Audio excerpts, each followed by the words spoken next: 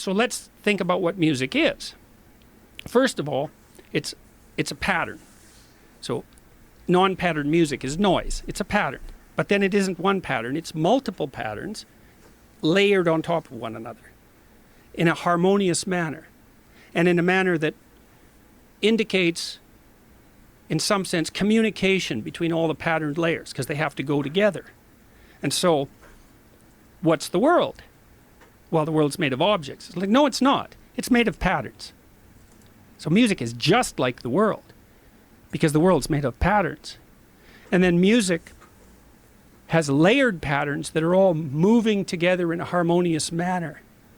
And so what do you do when you hear that, especially if it's got a beat? Well, then you move your body, and you want to, right? The music calls to you to move your body. So now you're moving your body in sync with the patterned layers of the world. That's meaning. And then there's more to it. So that's so cool.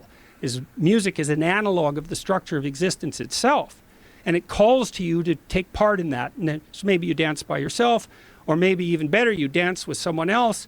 And so then you both bring your bodies into this patterned relationship with this multi-layer harmony together in a spontaneous way, indicating that you can both play and are therefore potentially trustworthy future mates.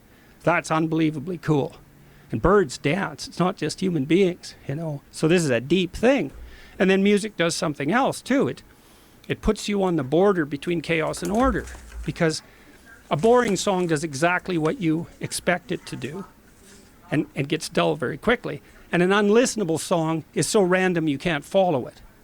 And so what you want is predictability with a leaven of unpredictability. And then that puts you right on the edge.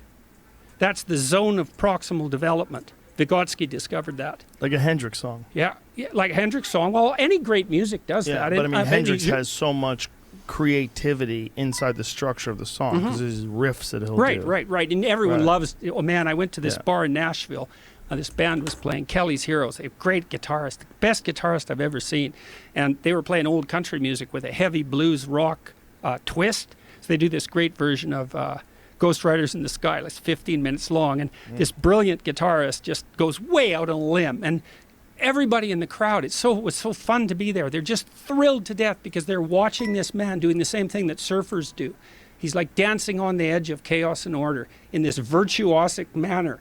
And everyone is so taken by that it just lifts them out of the normality of their existence. You know, you see this joy just transfuse them.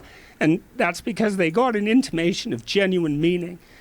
And it's not amenable to rational criticism, which is the thing that I thought that struck me as so miraculous about music, and why it has this element of salvation. It's like it puts you directly in touch with the meaning that sustains you in life, directly. And it shows you what that would be, which is something like to observe the harmonious interplay of the patterns of being stacked on top of one another, and then to bring yourself into alignment with that, which is what yogis strive to do, and what disciplined athletes strive to do, and what we celebrate in athletics. And it's all a reflection of the same thing.